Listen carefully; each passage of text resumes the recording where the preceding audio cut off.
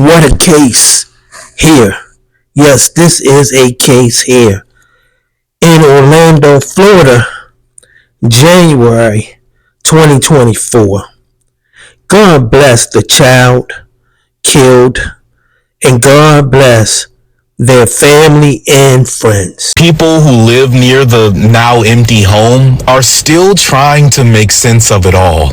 I can't wrap my head around it, so it is good to know that headway is being made in the case. Knowing that a small child was involved, it was heartbreaking. Absolutely heartbreaking. Made in the case of an 18-month-old baby who was shot to death inside her home in Palm Coast. This happened back in September, and her uncle was arrested on a probation violation back then. In November, a grand jury indicted him on manslaughter charges. Well, today we learned his father has been arrested too. Fox 35's Chris Lindsay explains why. People here are at a loss for words after hearing the suspect's father allegedly tried to help him cover up what happened. The sheriff, on the other hand, was not surprised at all.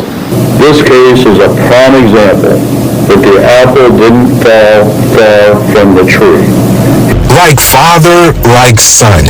Sheriff Rick Staley says, During the investigation, it became apparent the crime scene had been tampered with. When 21-year-old C.J. Nelson Jr. allegedly shot and killed his 18-month-old niece, investigators believe he called his dad, C.J. Nelson Sr., for help. He provided instructions on how to stage the scene. Using a T-shirt to prevent and wipe off fingerprints, he instructed witnesses to provide an alibi for himself and his son. Nelson Sr. was arrested at the jail on Friday while putting money in his son's inmate account. He's been charged with tampering with evidence and providing false information to a law enforcement officer. That's not being a good parent.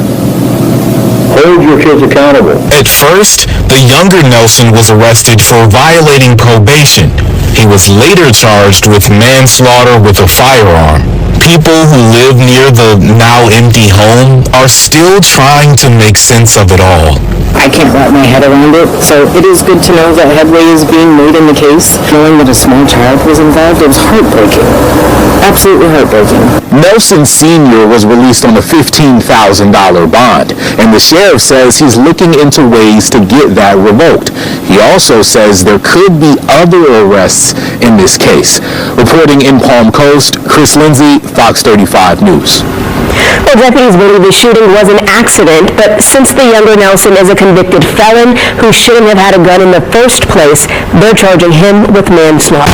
An inside look at a fuel theft operation. This man is accused of stealing more than 500 gallons of diesel from a gas station in Orange County. Deputies say he did it through a hole in the bottom of the van while they saw him driving it. That's pretty wild. Fox 35's Patrick Perez live in Orange County with this story. So, Patrick, this was pretty elaborate.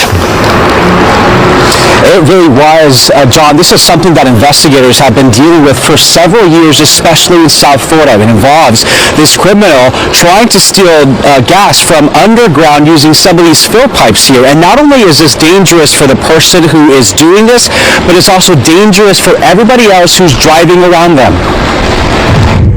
A crime at the pump that can be extremely dangerous. This is like a bomb going down the street.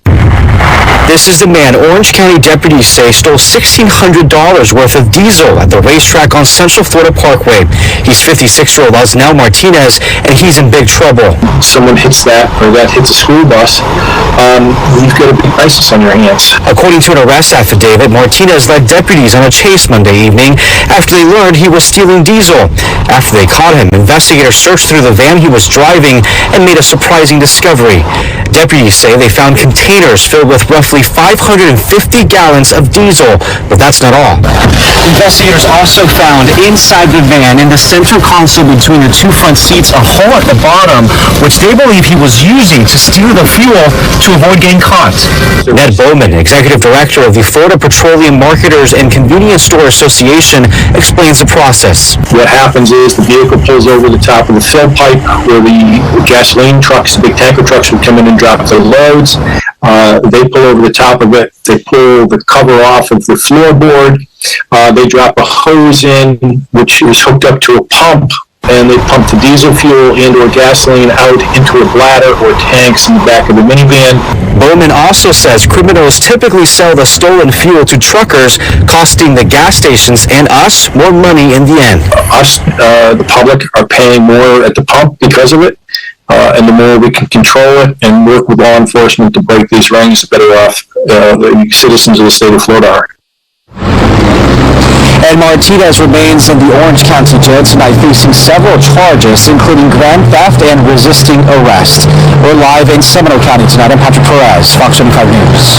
A student facing charges after allegedly joking about having a gun on the campus of Galaxy Middle School. Others overheard that and reported it. That school is in Deltona. Deputies say there was no gun actually brought to campus.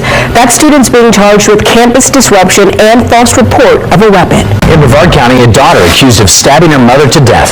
It happened at a home on Monday in Barefoot Bay, which is south of Palm Bay. Deputies say 49-year-old Kelly Tinsley and her mother, 69-year-old Cheryl Muir, got into a fight, and Tinsley ended up stabbing Muir. The daughter did call in and advised that her mother had been hurt, and that's what initiated the response down. It appears from what we can determine based on the condition of the body that there was a time delay between when this incident actually occurred and when the daughter actually called us. Tinsley is now charged with manslaughter, and she's behind bars with no bond. Well, speaking of Arizona, a young pup in a rescue decided he wanted to have a bit of a wild night. Cameras capturing this party animal, how he broke loose to get a midnight snack. Dominique Newton shows us how he made his great escape. At the Lost Our Home Pet Rescue in Tempe, all was sound in the middle of the night. Until one of the rescue dogs, King, decided enough was enough. The alarm went off. It was like, 12 o'clock, 1 o'clock in the morning, and I immediately looked to see what was going on and couldn't find anything happening. And then I saw the mess here, and I'm like, oh my God. At Oh My was footage of King breaking out of his kennel and even trying to get his friends out to join his party. Managing to open a closed door, King decided he needed some food and drinks, making a mess, and eventually busted by a Tempe police officer. The police actually came because he set the alarm off and kept going off over and over again. Nicknamed as Mr. Clean, the Tempe police officer, who wishes to remain anonymous, got King back in his bed and ended up cleaning the aftermath of the dog's festivities. I was looking at the footage next morning and I saw how clean it was, like at 2 in the morning. I'm like, how is that possible? I had no idea the officers would clean up until the next morning I saw it. And I just was like, wow, he's a man, he did that. A night that King won't forget, and surely one the police officer won't either. It's simple. All you have to do is put the guns down. Put the guns down. A crucial reminder here, help is available if you or anyone you know is a victim of domestic violence. You can call the phone number there on your screen or simply text the word START to 88788.